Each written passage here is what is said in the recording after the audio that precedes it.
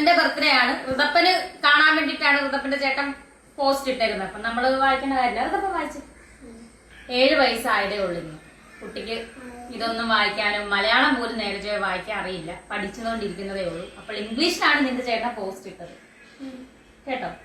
നീ പോലെ എനിക്കിപ്പോൾ നിന്റെ അടുത്തേക്ക് വരാൻ കഴിയുന്ന സാഹചര്യമല്ലെന്ന് എനിക്കറിയാം. എന്ത് സാഹചര്യമാണ് മകനെ? വളർത്തുമകനോടാണ് ഞാൻ ചോദിക്കുന്നത്, അല്ലെങ്കിൽ ഋതപ്പന്റെ സ്വന്തം ചേട്ടനോടാണ് ഞാൻ ചോദിക്കുന്നത്.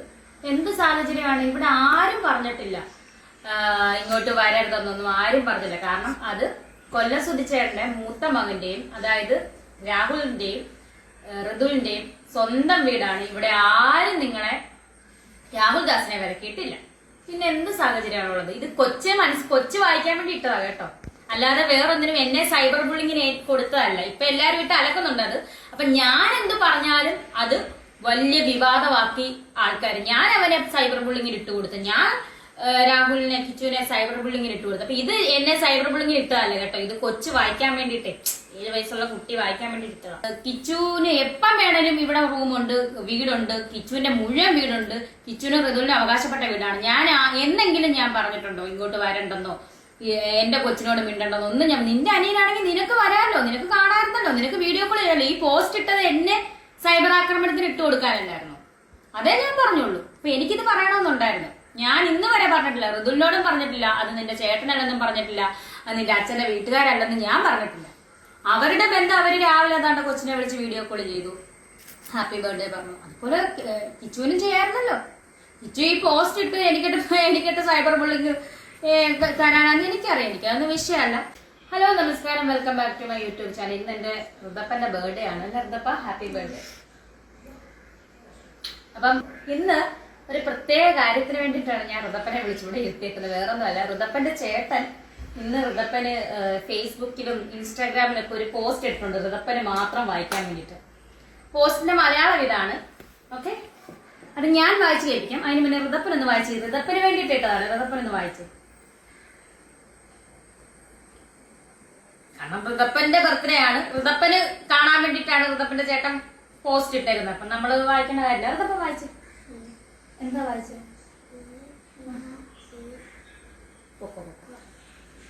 7 വയസ്സായതേ ഉള്ളൂ.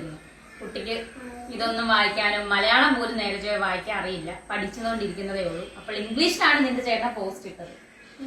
കേട്ടോ? നീ പോലെ ബുക്കാന്ന് പറഞ്ഞോളാം. ഓക്കെ, അപ്പൊ ഞാൻ ഇന്ന് വായിച്ചു കേൾപ്പിക്കാം. എനിക്കിപ്പോൾ നിന്റെ അടുത്തേക്ക് വരാൻ കഴിയുന്ന സാഹചര്യമല്ലെന്ന് എനിക്കറിയാം. എന്ത് സാഹചര്യമാണ് മകനെ? വളർത്തുമകനോടാണ് ഞാൻ ചോദിക്കുന്നത്, അല്ലെങ്കിൽ ഋതപ്പന്റെ സ്വന്തം ചേട്ടനോടാണ് ഞാൻ ചോദിക്കുന്നത്. എന്ത് സാഹചര്യമാണ്? ഇവിടെ ആരും പറഞ്ഞിട്ടില്ല ഇങ്ങോട്ട് വരരുതെന്നൊന്നും ആരും പറഞ്ഞില്ല. കാരണം അത് കൊല്ലം സുധിച്ചേട്ടന്റെ മൂത്ത മകന്റെയും, അതായത് രാഹുലിന്റെയും ഋതുവിന്റെയും സ്വന്തം വീടാണ്. ഇവിടെ ആരും നിങ്ങളെ രാഹുൽ ദാസിനെ വിലക്കിയിട്ടില്ല. പിന്നെ എന്ത് സാഹചര്യമാണുള്ളത്? ഇത് കൊച്ചു വായിക്കാൻ വേണ്ടി ഇട്ടതാ കേട്ടോ, അല്ലാതെ വേറൊന്നിനും എന്നെ സൈബർ ബുള്ളിങ്ങിന് കൊടുത്തതല്ല. ഇപ്പൊ എല്ലാരും ഇട്ട് അലക്കുന്നുണ്ട് അത്. അപ്പൊ ഞാൻ എന്ത് പറഞ്ഞാലും അത് വലിയ വിവാദമാക്കി ആൾക്കാർ. ഞാൻ അവനെ സൈബർ ബുള്ളിങ്ങിന് ഇട്ട് കൊടുത്തു. ഞാൻ രാഹുലിനെ കിച്ചുവിനെ സൈബർ ബുള്ളിങ്ങിന് ഇട്ട് കൊടുത്തു. അപ്പൊ ഇത് എന്നെ സൈബർ ബുള്ളിങ്ങിന് ഇട്ടതല്ല കേട്ടോ. ഇത് കൊച്ചു വായിക്കാൻ വേണ്ടിയിട്ടേ, 7 വയസ്സുള്ള കുട്ടി വായിക്കാൻ വേണ്ടി ഇട്ടതാണ്. പക്ഷെ എന്ത് തന്നെ സംഭവിച്ചാലും ഞാൻ എപ്പോഴും നിന്റെ കൂടെ ഉണ്ടാവുമെന്ന് നീ അറിയണം. അത് ഞാനല്ല അറിയേണ്ടത്, ഋതപ്പനാണ് അറിയേണ്ടത്. ഋതപ്പൻ ഇതൊന്നും മനസ്സിലായിട്ടില്ല. കാരണം ഋതപ്പൻ ഇതൊന്നും വായിക്കാൻ അറിയില്ല. ഞാനിപ്പോൾ ചെയ്യുന്നതോ അനുഭവിക്കുന്നതോ ആയ കാര്യങ്ങൾ ഒരുപക്ഷെ നിനക്ക് പൂർണ്ണമായും മനസ്സിലാകണമെന്നില്ല. ഋതപ്പൻ ഇവിടെ ഋതപ്പന്റെ ചേട്ടൻ ഋതപ്പന് വേണ്ടിയിട്ട് ഇട്ട് തന്ന കേട്ടോ. അതെല്ലാം ഞാൻ അമ്മ വായിച്ചേപ്പിക്കുക. ഋതപ്പൻ ഇതൊന്നും മനസ്സിലാകത്തില്ലെന്ന്. പക്ഷെ ഒരു ദിവസം നീ അതെല്ലാം മനസ്സിലാക്കും. അതുവരെ നീ എനിക്ക് എത്രത്തോളം പ്രിയപ്പെട്ടവനാണെന്ന് മാത്രം ഓർക്കണം. ഋതപ്പൻ പൊക്കോ, അമ്മ ബാക്കി വായിച്ചോളാം. കാരണം കൊച്ചിനെ വെച്ചിട്ട് നമ്മൾ സംസാരിക്കേണ്ടതുണ്ട്. അപ്പം ഓർക്കണം, നമ്മൾ എത്ര അകലെയായാലും നമ്മൾക്കിടയിൽ എന്ത് സംഭവിച്ചാലും എന്റെ ഹൃദയത്തിൽ നിനക്ക് എപ്പോഴും വ്യത്യാസമാണ്. എന്തിനാ കിച്ചു ഇങ്ങനെയൊക്കെ? നീ അവന് മനസ്സിലാകുന്ന രീതിയിൽ നിനക്ക് ഇവിടെ വന്ന് അവനെ കാണാമല്ലോ. അവന്റെ സ്വന്തം ചേട്ടനാണ് നീ. ഞാനും നീയും തമ്മിലുള്ള ബന്ധം വിച്ഛേദിച്ചെന്ന് പറഞ്ഞാലും ഞാൻ ഒരിക്കലും ഋതുവിനോട് പറഞ്ഞിട്ടില്ല നിന്റെ ചേട്ടനല്ലെന്നോ, അല്ലെങ്കിൽ ഒരിക്കലും നിങ്ങൾ ഒരു രക്തത്തിൽ പിറന്ന ആൾക്കാരാണ്. ഇതിനാണ് ഇങ്ങനെയൊക്കെ ആ കൊച്ചിനൊന്നും അറിയാത്ത കൊച്ചിനോട് ഇങ്ങനെ പോസ്റ്റ് ഇടേണ്ട കാര്യമില്ല. നിനക്ക് ഇവിടെ വന്ന് നിന്റെ അനിയനെ കാണുന്നതിന് ഒരു വിരോധമില്ല. ഞാനും നീയും തമ്മിലാണ് പ്രശ്നമെങ്കിൽ അത് ഞാനും നീ തമ്മിൽ അത് മിണ്ടാതിരിക്കുകയോ അല്ലെങ്കിൽ ബ്ലോക്ക് ചെയ്യോ ഇട്ടാൽ മതി. ഈ കൊച്ചിനോട് എന്തിനാണ് ഇങ്ങനെ പോസ്റ്റ് ഇട്ട് എന്നെ കൂടെ സൈബർ ബുള്ളിങ്ങിന്? അപ്പൊ ഞാൻ സൈബർ ബുള്ളിങ്ങിനെ കൊടുത്തു എന്ന് പറഞ്ഞാണ് ഇപ്പൊ എല്ലാവരും ഇട്ട് അലക്കുന്നുണ്ട് ഈ പോസ്റ്റ്. മനസ്സിലായി? ഈ കൊച്ച് 7 വയസ്സുള്ള ഈ കുഞ്ഞിന് എങ്ങനെ അറിയാനാണ്, എങ്ങനെ മനസ്സിലാക്കാനാണ്? നിനക്ക് ഫോൺ ഉണ്ടല്ലോ, നിനക്ക് പോസ്റ്റ് ഇടാണെങ്കിൽ നിനക്കൊരു വീഡിയോ കോൾ ചെയ്ത് കൊച്ചിനൊരു ഹാപ്പി ബർത്ത്ഡേ പറയാലോ. പക്ഷെ സുധിച്ചേട്ടന്റെ വീട്ടുകാര്, അതായത് ചേട്ടത്തിയും സുധിച്ചേട്ടന്റെ അമ്മയും, അതായത് ഈ കൊച്ചിന്റെ വല്യച്ഛനും വല്യമ്മയും അച്ഛമ്മയും ഇന്ന് വിളിച്ചല്ലോ, വീഡിയോ കോൾ ചെയ്തല്ലോ. അവർക്ക് ഇവനോട് ഉള്ള സ്നേഹം അവര് കാണിച്ചു. ഒന്നുമല്ലല്ലോ അവര് വീഡിയോ കോൾ ചെയ്ത കുഞ്ഞിന് ഹാപ്പി ബർത്ത്ഡേ പറഞ്ഞു. കാരണം നിന്നെപ്പോലെ തന്നെ ഇവനും ആ വീട്ടിലെ കുട്ടിയാണെന്നാണ് അവര് മനസ്സിലാക്കുന്നത്. അതുകൊണ്ടാണ് എന്നെ വിളിച്ചില്ല, ഞാനുമായിട്ട് ബന്ധമില്ലെന്ന് പറഞ്ഞ് എന്നെ വിളിക്കേണ്ട കാര്യമില്ല. പക്ഷെ ആ കുട്ടിയെ വിളിച്ചല്ലോ. അതുപോലെ നിനക്ക് നിന്റെ അനിയനെ വിളിക്കാമല്ലോ, ഇവിടെ ആരും എതിർക്കുന്നില്ല. അന്ന് നിങ്ങൾ ഇവിടെ വീട്ടിൽ വന്നപ്പോഴത്തേന് എന്റെ വീട്ടുകാരെ അത്രത്തോളം നീ അത് പറഞ്ഞ് സൈബർ ബുള്ളിങ്ങിന് ഏറ്റു കൊടുത്തിട്ട് പോലും എന്റെ വീട്ടുകാർ ഒരു മാറി നിൽക്കാൻ നിങ്ങളോടോ നിങ്ങളുടെ സുധിച്ചേട്ടന്റെ വീട്ടുകാരോടോ പറഞ്ഞിട്ടില്ല.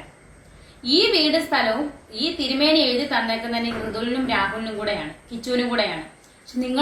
നിങ്ങള് കിച്ചുവിന് എപ്പം വേണേലും ഇവിടെ റൂമുണ്ട്, വീടുണ്ട്, കിച്ചുവിന്റെ മുഴുവൻ വീടുണ്ട്, കിച്ചുവിനും ഋതുവിനും അവകാശപ്പെട്ട വീടാണ്. ഞാൻ എന്നെങ്കിലും ഞാൻ പറഞ്ഞിട്ടുണ്ടോ ഇങ്ങോട്ട് വരണ്ടെന്നോ എന്റെ കൊച്ചിനോട് മിണ്ടണ്ടെന്നോ ഒന്നും? നിന്റെ അനിയനാണെങ്കിൽ നിനക്ക് വരാമല്ലോ, നിനക്ക് കാണാറുണ്ടല്ലോ, നിനക്ക് വീഡിയോ കോൾ ചെയ്യാമല്ലോ. ഈ പോസ്റ്റ് ഇട്ടത് എന്നെ സൈബർ ആക്രമണത്തിന് ഇട്ട് കൊടുക്കാനല്ലായിരുന്നു? അതേ ഞാൻ പറഞ്ഞുള്ളൂ. അപ്പൊ എനിക്കിത് പറയണമെന്നുണ്ടായിരുന്നു. ഞാൻ ഇന്ന് വരെ പറഞ്ഞിട്ടില്ല, ഋതുവിനോടും പറഞ്ഞിട്ടില്ല, അത് നിന്റെ ചേട്ടനല്ലെന്നും പറഞ്ഞിട്ടില്ല, അത് നിന്റെ അച്ഛന്റെ വീട്ടുകാരല്ലെന്നും ഞാൻ പറഞ്ഞിട്ടില്ല. അവരുടെ ബന്ധം അവര് രാവിലെ ഏതാണ്ട് കൊച്ചിനെ വിളിച്ച് വീഡിയോ കോൾ ചെയ്തു, ഹാപ്പി ബർത്ത്ഡേ പറഞ്ഞു. അതുപോലെ കിച്ചുവിനും ചെയ്യാറുണ്ടല്ലോ. കിച്ചു ഈ പോസ്റ്റ് ഇട്ട് എനിക്കിട്ട് സൈബർ ബുള്ളിങ് തരാനാന്ന് എനിക്കറിയാം, എനിക്കതൊന്നും വിഷയമല്ല. അതുപോലെ ഞാൻ എന്തെങ്കിലും പറഞ്ഞിടുമ്പോഴാണ്, ഞാൻ പല സത്യങ്ങളും പറയുമ്പോഴാണ് അത് കിച്ചുവിനെ സൈബർ ബുള്ളിങ്ങിന് രേണുസുതി ഇട്ട് കൊടുത്തെന്ന് പറഞ്ഞാൽ എന്നെ അലക്കാൻ വേണ്ടിയിട്ട് കുറെ എണ്ണം ബ്ലോഗേഴ്സ് ഇപ്പൊ തന്നെ ഈ പോസ്റ്റിന് തന്നെ ബ്ലോഗേഴ്സ് അലക്കുന്നുണ്ട് എന്നെ. മനസ്സിലായോ? അത് എനിക്ക് വേണ്ടി ഇട്ടതാണേ ഓക്കെ ശരി, ഞാൻ വായിച്ചിട്ടുണ്ട്. ആ കൊച്ചിന് വേണ്ടിയിട്ട് ഇട്ടതാണേ അതിനൊന്നും മനസ്സിലാകുന്നില്ല, അതിനൊന്നും അറിയത്തുമില്ല.